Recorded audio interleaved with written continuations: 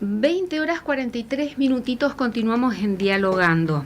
Bueno, en este bloque, recordamos a la audiencia que además de escucharnos por el dial 100.3 de Radio Sudamericana, también nos pueden seguir en vivo por el streaming del canal de YouTube de Radio Sudamericana.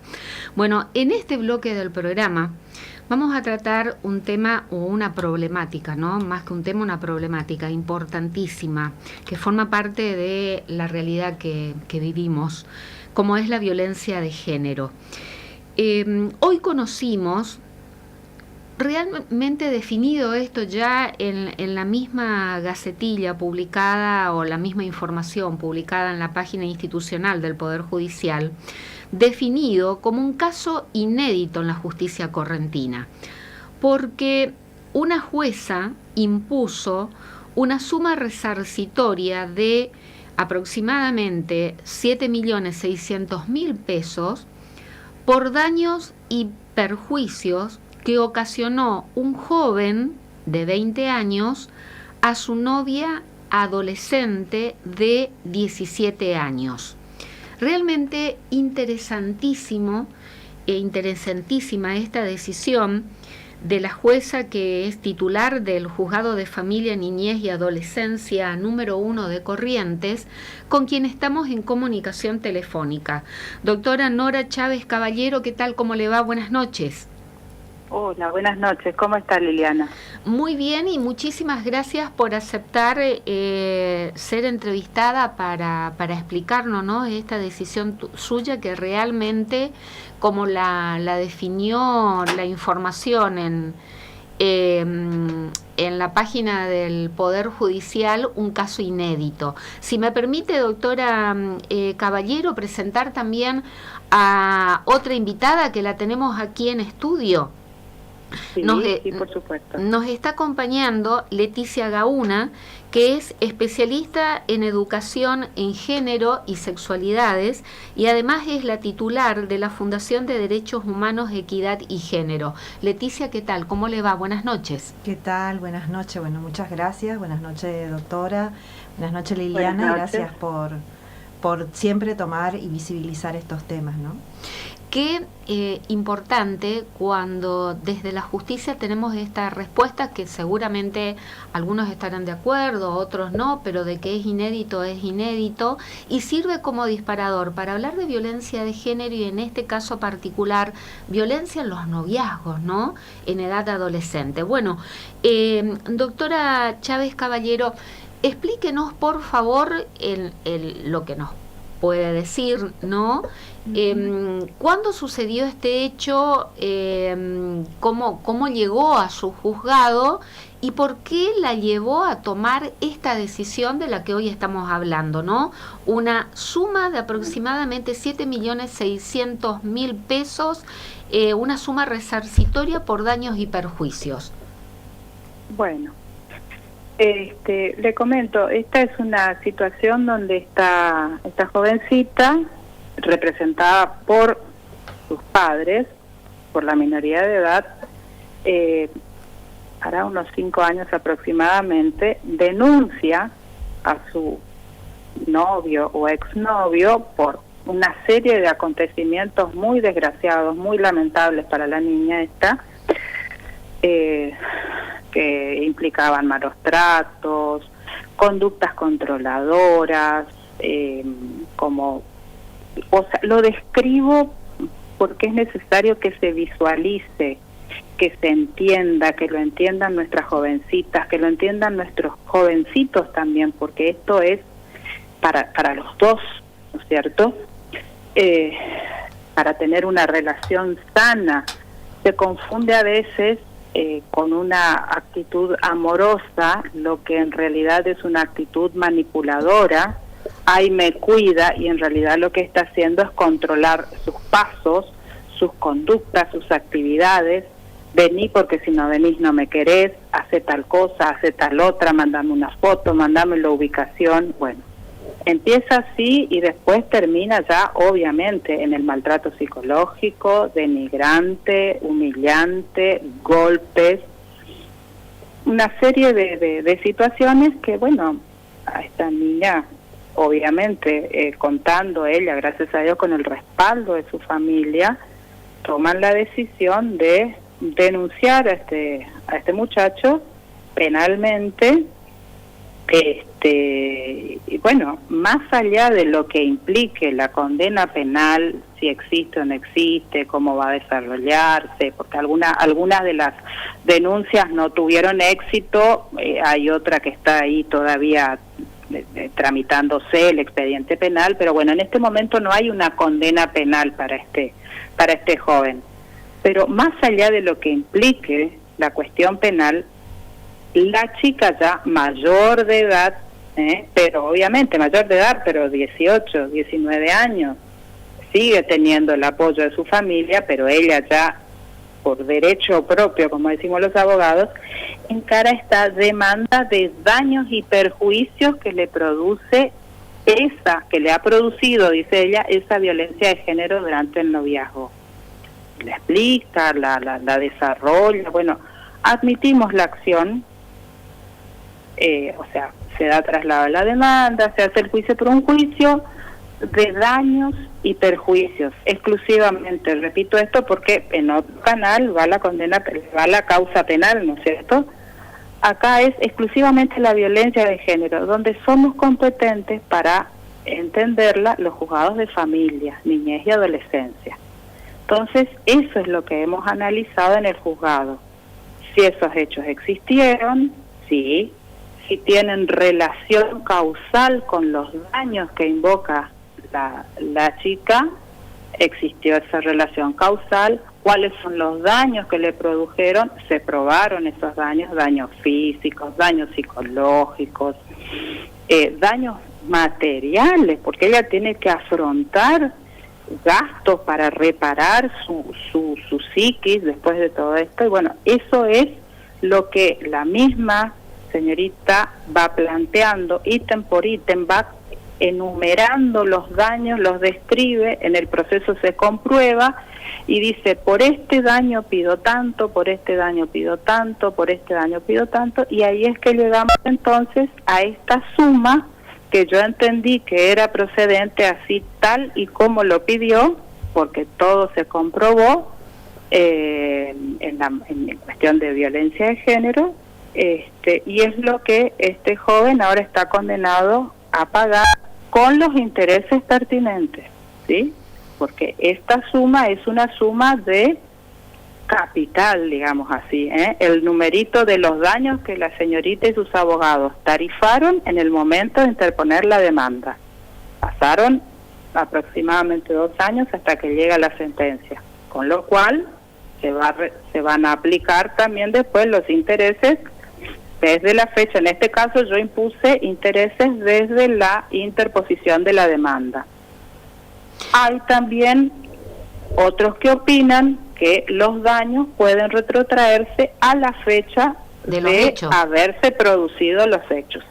En este caso yo opté por la interposición de la demanda. Una cuestión de criterio judicial. Lo puedo hacer así o lo puedo hacer de la otra forma. ¿Y pero los hechos datan de qué año, doctora Aproximadamente unos 5 años.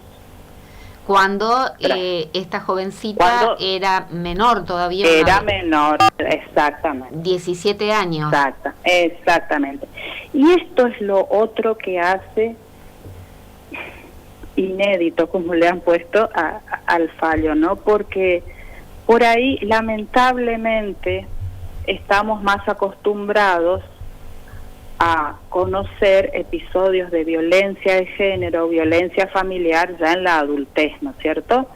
Está muy mal, pero lamentablemente son la mayoría de los casos y mal que mal uno va como acostumbrando a que sucede ahí.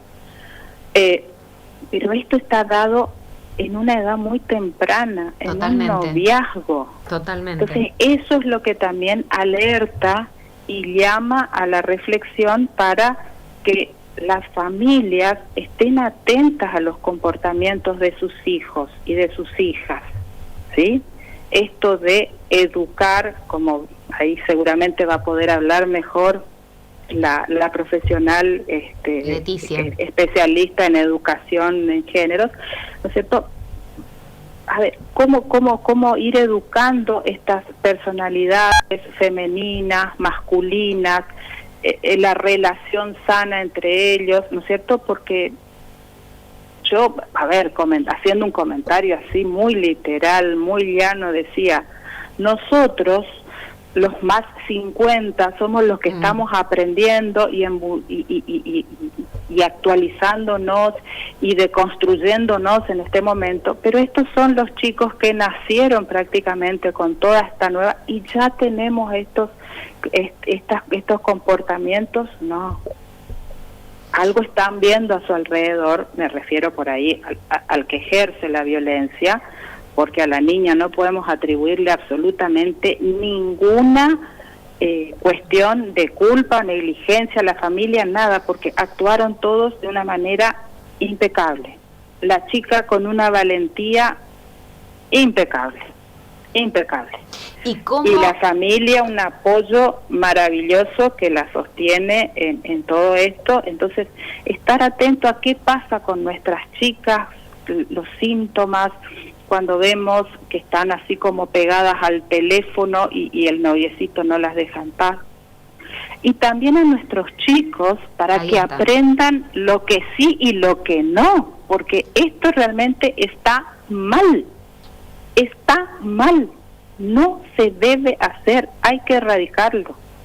Es horrible ver que nuestros chicos tan chiquitos estén mamando y repitiendo estas conductas. Me parece excelente lo que usted acaba de señalar, porque no es solamente para, en este caso, la nena, porque estamos hablando de 17 años, para mí es una nena, sino también para el jovencito de 20 años que ejercía todo ese tipo de conductas violentas, manipuladoras, controladoras, con esta nena de 17, o sea, son las dos partes, tanto la nena como el joven, porque este joven que hoy debe tener 26 años aproximadamente, sí, 25, 26 años, afrontando en la adultez también sus relaciones de pareja, que no continúe ascendiendo, subiendo la escalada de violencia, ¿no? Entonces, ver cómo hacemos para contener a las dos partes. Exactamente. La contención que necesita, en este caso, la víctima, que es esta nena, y también qué hacemos con este chico que tenía 20 años cuando empezó a manifestar, o a lo mejor ya venía de antes, de más joven aún, tipo de conductas violentas. Ahora, antes de darle ya participación a Leticia, doctora Caballero, ¿cómo se dan cuenta los padres de la situación y que toman esta decisión de acudir a la justicia a hacer la denuncia? Bueno, no, en este caso puntual, por lo que yo pude advertir del desarrollo de la causa, efectivamente es una mamá que en un determinado momento advierte justamente ese comportamiento raro de su nena y esa compulsión al teléfono y salir corriendo a atenderle y contestar los mensajes porque si no tal y cual cosa, y de golpe también, permítame, porque de pronto no estamos hablando de nombres ni nada, pero por ahí hacer mucho hincapié en situaciones particulares. No queremos que se individualice de ninguna manera, no, por supuesto, a esta niña ni al jovencito tampoco, ¿no es cierto? Pero sí, son los comportamientos extraños, pero no porque la nena, pero la nena los mismos comentó, golpes. La nena comentó la nena en un determinado momento pudo abrir, porque al principio se cierran, ¿no es cierto? No lo quieren reconocer, no lo quieren ver, no quieren hablar, pero empiezan estas conductas de aislamiento, de ansiedades, empiezan a aparecer los moretones y las mentiras, ¿no? Que me caí, que me golpeé en el qué sé yo, cualquier cosa, en educación física, lo que sea, hasta que uno empieza a ver que no, empieza como a atar cabos. Bueno, esta interrupción o esta interrupción que tenemos en las comunicaciones técnicas, en las comunicaciones telefónicas. A ver, doctora Nora Chávez Caballero, ¿continúa usted en línea? Sí, hubo una interferencia, Sí, Nos decía entonces porque llegado un momento la nena habla, pero además los padres advierten van viendo sus conductas distintas y que ya empezaron a aparecer marcas. Claro. Y entonces ahí es cuando, o sea, esto lo estoy comentando en el ánimo de sacar a la luz cosas que pueden, que a lo mejor están sucediendo y tomadas con normalidad, con normalidad. Claro, entonces, a ver, acá yo no la quiero llamar víctima, sino esta es una gran valiente, esta niña y su familia. Tiene razón. ¿Sí? Porque uno dice víctima y la palabra ya le pone una etiqueta un poco desagradable. Esta niñita y su familia han actuado con una valentía espectacular, con una gran fortaleza y han sostenido por mucho tiempo esta acción. Y entonces hay respuestas. Hoy en día actualmente tenemos como antesala de todo esto la lucha de un montón de mujeres y de movimientos de mujeres que han logrado que hoy tengamos estas leyes y que los jueces estemos estudiando, estemos actualizándonos y estemos poniéndole la garra suficiente para poder decir: esto realmente es así, responde a esta conducta ilegítima de este joven, hay que sancionar, esto no se debe hacer, no debe ocurrir, acá está la sentencia que corresponde. O sea, acá el mérito, digamos así, no es de la juez o del juez que dicta el fallo, porque uno lo que hace es tomar el caso y aplicar la ley, nada más que eso. Acá el mérito es de todas las que antes precedieron en esta lucha, lograron que se dicten estas leyes y produjeron estas alertas que hoy lamentablemente le tocó a esta familia, a esta niña y su familia, llevar adelante una acción para lograr acá un resarcimiento económico, que yo no sé si es lo que realmente querían, no lo sé, ni tampoco me corresponde investigar porque lo inician, el derecho está del lado de ellos, acá está, perfecto, esta es la sentencia. Excelente. Después vendrán los otros reproches, ¿no es cierto? Pero acá el galardón es de las que han luchado para que hoy tengamos estas leyes. Quienes construyeron el camino, ¿no? Y entre ellas justamente se encuentra Leticia Gauna. Leticia, ¿cuál es el análisis que haces? ¿Tuviste oportunidad de leer lo que informó el Poder Judicial y ahora escuchándola justamente a la jueza que dictó esta sentencia? ¿Cuál es tu opinión? ¿Cuál es tu análisis?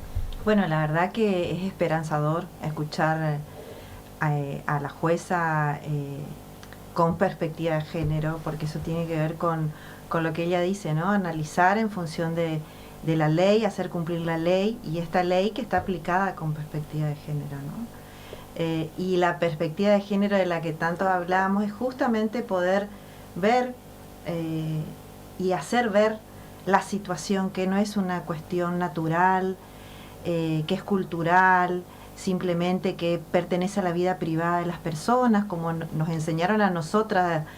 Yo tengo casi 50 también, y a nuestra generación, bueno, son problemas de la vida privada que se tienen que resolver puertas adentro de los hogares, invisibilizar.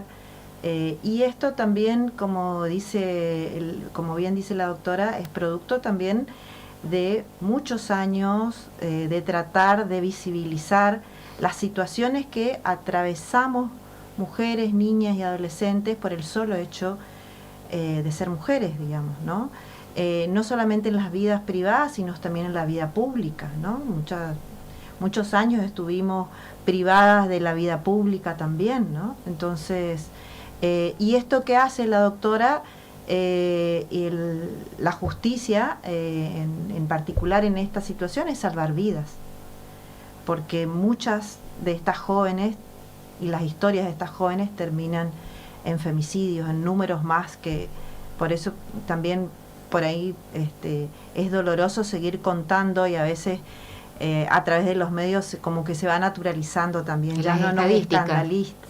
Sí, y también como que vamos naturalizando en números, ¿no? Tantos femicidios, y contar las historias de vida, o sea, la situación de las personas nos acerca más a esto, porque a eso que simplemente números, ¿no? Podemos ver en ese relato que hace la doctora la vida de cualquiera de nuestras hijas, nietas, hijas de amigas, y de nosotras mismas, que hemos quizás atravesado situaciones similares en otros contextos, en otros escenarios, y que no hemos tenido el acompañamiento, el apoyo, como en el caso de esta niña, esta joven, esta adolescente, de su familia, ¿no? Que eso es tan importante, y que creo que toda esta poner en agenda pública la violencia, el tema de la violencia de género como un problema social, hizo que muchas personas puedan revertir su visión acerca del tema, ¿no?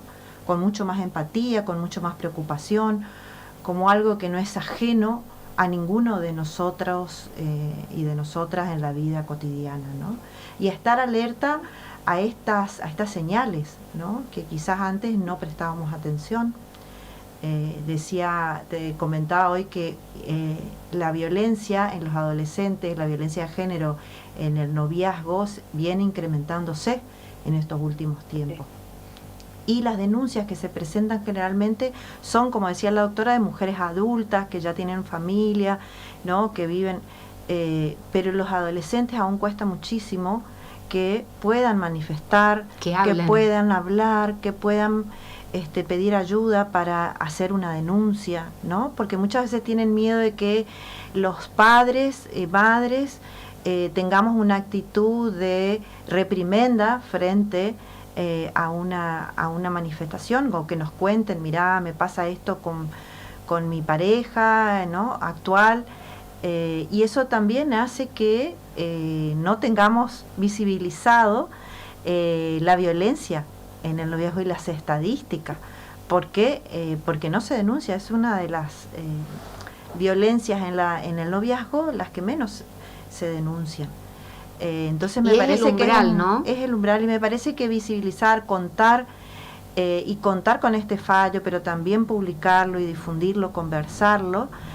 Muchas adolescentes pueden estar escuchando, pueden ver las redes sociales y las noticias, y está muy bueno eso, porque creo que es esperanzador. Por eso decía de que pueden animarse, ¿no? Y que pueden tener una respuesta más allá de estos tiempos que estamos escuchando, que en lo penal puede pasar otra cosa, pero en esto, en lo civil, que también es importante, porque la violencia psicológica deja secuelas.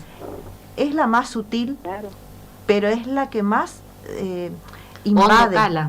Claro, invade plenamente toda la relación. O sea, no vemos marcas, ¿no? Físicas, no vemos el golpe, no vemos el pero hematoma. Sí deja marcas físicas, porque esto que decía la doctora, no solamente en lo emocional, en la autoestima, sino también física, porque hay trastornos de la alimentación, trastornos del sueño, ideas suicidas, de autolesión. Esos son efectos. No es cierto que la psicológica no se ve quizás a simple vista en un primer momento, pero produce efectos y daños físicos que tienen que ver con la salud de las mujeres, niñas y adolescentes. También hay un efecto, por ejemplo, de la baja libido en las relaciones sexuales. Hay un montón de efectos físicos que se traducen, que esa violencia psicológica se traduce en los cuerpos, ¿no? y que lógicamente deben ser contenidas y tratadas profesionalmente.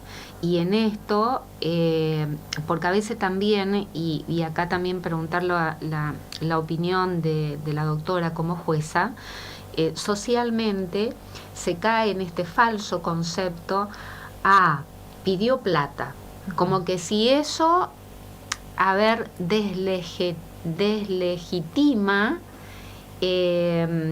el hecho de padecer este tipo de violencia, ¿no? Por el hecho de, se prejuzga de como hay un resarcimiento con una suma económica que desvirtúa o deslegitima la denuncia del hecho en sí mismo, porque también socialmente todavía no están vencidas todas estas barreras, y entre esas barreras, esto justamente, probablemente un sector de la sociedad, al leer esta información, que a mí me parece sumamente valiosa desde la justicia esta definición, pero habrá un sector que diga, no, pero buscaba plata.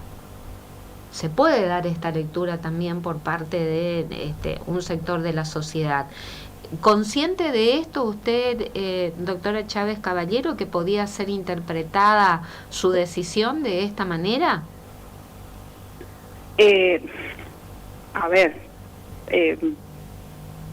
Cada uno puede darle la interpretación que le quepa a esto, ¿no? Tanto a la actitud de la parte que solicita el resarcimiento, de la sentencia, pero yo, Nora Chávez Caballero, me pregunto, ¿por qué vamos a mirar, por qué vamos a desviar la atención en lo que se lleva, entre comillas, porque hasta ahora no se llevó nada, tiene que pagarlo, ¿no es cierto? Pero ¿por qué mirar lo que se lleva, la parte que hace la demanda y que gana el juicio, y no mirar los aberrantes hechos que dieron origen a este juicio? Los daños. ¿Por qué mirar? Por eso.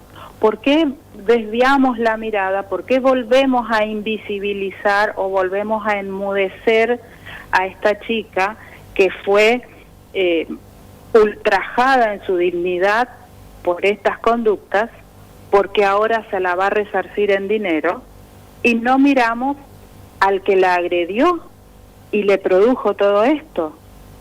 No sé si me explico. Totalmente, pero forma ¿por qué parte... nos horrorizamos ante el dinero que va a recibir la señorita y no nos horroriza lo que hizo el jovencito? Exactamente. Pero forma parte también de los falsos conceptos que todavía no del hemos... imaginario colectivo, como se le dice por ahí, ¿no es cierto? Sí, forma parte, por supuesto que sí. Y lamentablemente contra eso no podemos hacer nada. Cada uno es libre de opinar, pero bueno, con esa misma libertad yo opino y digo, están mirando al revés. Se escandalizan del dinero que va a recibir dije que no íbamos a decirle víctima, que va a recibir la señorita, y no se escandalizan de los hechos aberrantes que le produjeron este daño. Esto nos hace dar cuenta, Leticia, de todo lo que nos falta todavía, si bien se ha conseguido mucho gracias a la lucha de los distintos colectivos, ¿no? Que han logrado sanciones de leyes muy importantes y también concientizar en la sociedad, pero también nos hace ver que todavía se ha transitado mucho, se han logrado resultados, pero todavía nos falta.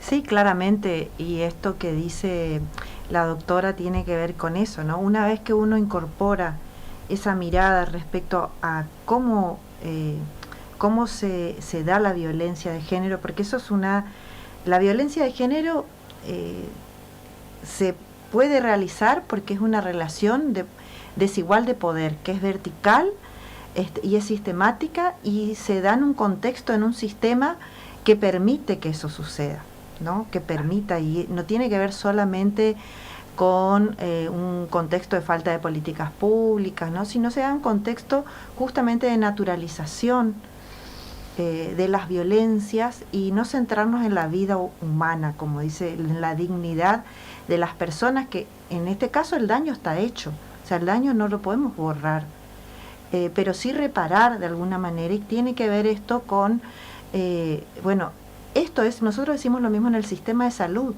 Si nosotros incorporáramos la perspectiva de género en la prevención, en la asistencia a tiempo, en acciones rápidas, efectivas, de acompañamiento, a veces decimos, bueno, si no se puede entender la violencia en sí mismo, no puedo empatizar con la persona en situación de violencia. Nosotros decimos persona, mujer en situación de violencia, justamente para no etiquetar como una víctima o hablar de victimizada, porque es una situación del momento, esa persona es más que víctima, es una situación de violencia que se puede superar, se puede salir, se puede volver a rehacer una vida, ¿no? Pero no sin esa etapa de reparación, ¿no? Muchas veces vemos los costos, vean los costos que produce eso al sistema de salud. Una mujer que entra por una fractura 1, 2, 3 veces en el sistema de salud, por daños, o sea, psicológicos, o sea, el costo que produce eso en la salud pública, en la vida de las personas, en la economía de las mujeres, niñas, adolescentes que están atravesando las violencias, de ocuparse de sanar, de poder recuperarse, no solamente de la psiquis, sino también de los daños que eso produce, de dejar, por ejemplo, los estudios, de no poder ir a trabajar. Las mujeres nos empobrecemos, las mujeres en situación de violencia nos empobrecemos. ¿Por qué? Porque tenemos que estar atendiendo estas otras cuestiones que tienen que ver con la salud, de los efectos que nos produce estas violencias, ¿no? Esa tela de araña, como se dice también, o los ciclos o circuitos de la violencia que son cíclicos, y es por eso se da la metáfora de la tela de araña, para poder entender que no es algo que uno puede salir tan fácilmente sin ayuda, digamos, ¿no?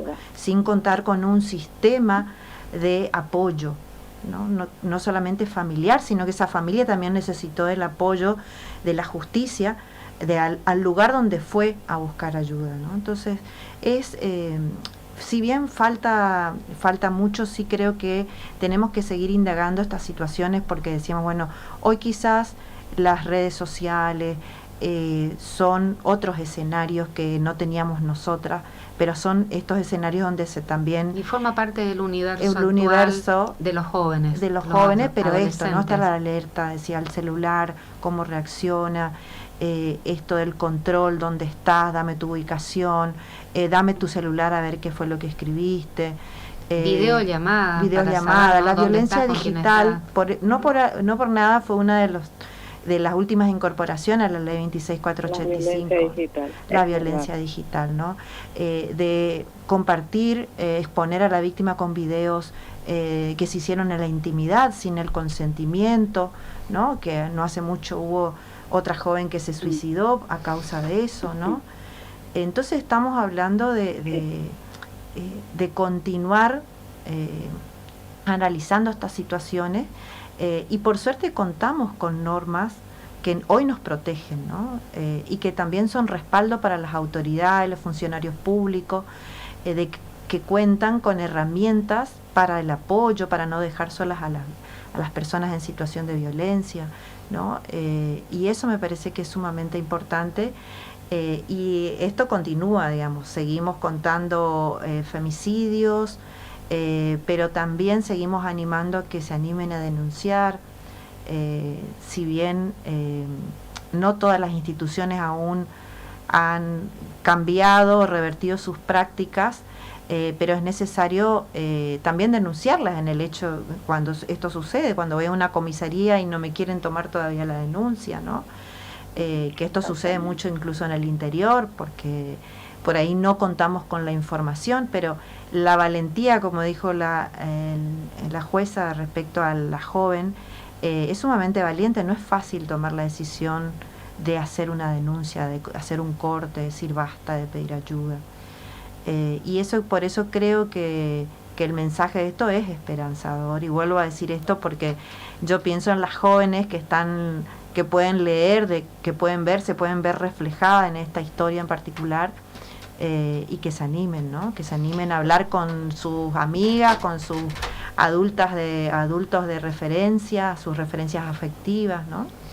Qué importante escucharla ambas realmente, porque acá estamos dando un mensaje sobre todo a las adolescentes, a los jóvenes, que no se debe naturalizar los mal llamados celos, ¿no? Ese que no te maquilles, no te vistas de esta manera, no publiques esto, ¿dónde estás? A ver, mostrame, videollamada, foto, no salgas si no es conmigo, y diferentes conductas, actitudes que por ahí se toman como normales, ¿no? Se naturalizan. Entonces, porque ya si a esta edad de 15, 16, 17 años y chicos, jovencitos de la misma edad o de 20 años que tengan también ese tipo de conductas manipuladoras, controladoras, ¿qué esperamos después en la adultez? Sí, entonces, sí, la idea del amor fusional, digamos, de ser uno. Entonces yo me despojo de mi individualidad y de mis proyectos personales porque ahora estoy con él y eso también parte de la idea del amor romántico que se sigue reproduciendo en los medios, ¿no? en las historias, en las películas, en las series que ven los adolescentes, ese amor romántico que parece que siempre hay una persona que tiene que dejar de ser quien es para poder dedicarse el sacrificio, para la realización, ¿no?, del otro. Exactamente. Bueno, doctora Nora Chávez Caballero, ¿quiere agregar algo más antes de despedirla? Yo la verdad que la felicito, realmente. Usted dice que no es protagonista, ¿no? Que el protagonismo acá lo tienen esta nena que se atrevió a dar el paso, la familia por acompañarla, pero usted también con esta decisión marca un antes y un después, y sobre todo está dando una herramienta más que valiosa. Sinceramente, probablemente usted no dimensione lo que ha producido con esta decisión tomada desde su juzgado, probablemente todavía no lo dimensione, pero es importantísimo. El mensaje que se está dando a través de la justicia en este caso es más que importante, así que felicitarla, y nos da una esperanza, porque tanto que a veces hablamos mal de la justicia, bueno, en este caso estamos dando un ejemplo, un buen ejemplo de una decisión judicial por parte de una jueza de familia. ¿Quiere agregar algo más antes de despedirla? No, básicamente, bueno, en primer lugar, bueno, le agradezco, le aseguro que los jueces, yo puedo hablar por el fuero de familia, ¿no es cierto?, por mis pares que son, que gracias a Dios formamos un buen equipo, tanto acá en Capital como en toda la provincia, y realmente nos preocupamos por formarnos, de enriquecernos, intercambiar experiencias, cómo hiciste esto, cómo te salió acá, qué te pasó. Entonces, a nosotros realmente nos mueve el compromiso, estamos permanentemente en comunicación, en formación. De hecho, yo ya casi la víspera de la jubilación me continúo estudiando, y justamente estoy en esta última etapa de mi trayectoria profesional estudiando justamente género y derechos humanos, porque era mi déficit académico, y bueno, lo estoy haciendo en este momento. Y venir a hacer este fallo ahora, la verdad que sí, yo no voy a decir que no me siento complacida, pero insisto, acá está la lucha de las mujeres que han producido estos movimientos, y acercar a la comunidad que esto no es una cuestión de dinero, que hace falta dinero, abogados. A ver, acá este tipo de procesos lo puede hacer hasta una familia de pocos recursos o sin recursos. Hay abogados de oficio que pueden acompañar. Estamos o tratamos de estar a la altura de las circunstancias y acompañar las denuncias espontáneas para que poder llevar adelante los procesos de la mejor manera. Nos enloquecen en los turnos y en los no turnos también. Pero bueno, para esto estamos, esto es lo que estamos haciendo y bueno, que no es una cuestión de mirar el dinero que puede costar hacer ese trámite. No es una cuestión de eso. Esto es, o tratamos de que la justicia realmente sea accesible a todos los ciudadanos y en este caso las mujeres, y si son adolescentes, si son jovencitas, con más razón, ponernos más a disposición para poder sostenerlas en estos reclamos. Leticia, ¿tu consideración final? Bueno, como te decía hoy, esto es importante que todos los funcionarios y funcionarias públicas continúen, como dice la doctora, en permanente formación, digamos, todos estamos. Recordemos que la ley de protección integral a las mujeres es del 2009, o sea, es una norma relativamente nueva, porque estos temas antes no estaban en la agenda. Totalmente. ¿No? Y entonces, y las palabras de las mujeres en situación de violencia eran inaudibles, nadie las escuchaba. Y contar con estos espacios donde hoy sí hay espacios donde pueden ser escuchadas y pueden ser tenidas en cuenta, donde realmente se cree a la persona en situación de violencia, que se cree en su palabra, es sumamente importante y es un cambio en nuestra sociedad en general. Yo creo que nuestra sociedad, después incluso del Ni Una Menos, que es lo más cercano que tenemos, también dijo, bueno, no queremos retroceder. Hay una gran parte de la sociedad que ya no está dispuesta a naturalizar, tolerar estas situaciones, ¿no? Y eso me parece que es el gran logro también del movimiento de mujeres, como así tenemos hoy una jueza, un fiscal que se siguen formando, que siguen interesándose, que empatizan, y eso me parece sumamente importante a veces en estas cuestiones, decimos, en estos escenarios que siempre vemos lo más negativo, ¿no? Y en eso también pensar que ya hay una gran parte de la sociedad que no está dispuesta a volver atrás, como así tampoco la población LGBT que no está dispuesta a volver al closet, a los roperos, a encerrarse, a esconderse, ¿no? Queremos vivir una vida libre de violencia y de eso se trata cuando decimos eso, ¿no? Y de sostener las conquistas, ¿no? Exactamente. Doctora Nora Chávez Caballero, jueza de Familia, Niñez y Adolescencia número 1, muchísimas gracias por la comunicación y realmente un placer escucharla, doctora. Bueno, un gusto también haber estado con ustedes. Y bueno, a disposición. Muchísimas gracias, que tenga usted buenas noches. Igualmente, gracias. Leticia Gauna, especialista en educación en géneros y sexualidades y titular de la Fundación de Derechos Humanos y Equidad y Género. Leticia, gracias, y reconocer también porque formás parte, ¿no?, de esas mujeres que pusieron lo que hay que poner para lograr todo lo que se ha logrado y que vas a seguir luchando por todo lo que falta.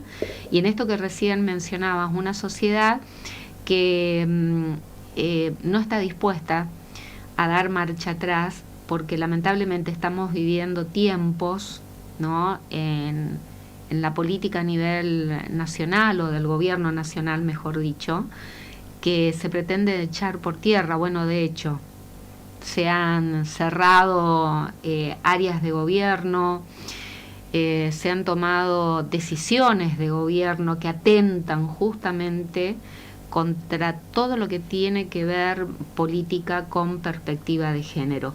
Pero es importante lo que señalás y coincido. Hay por lo menos una parte de la sociedad que no está dispuesta a retroceder ni a bajar esas banderas.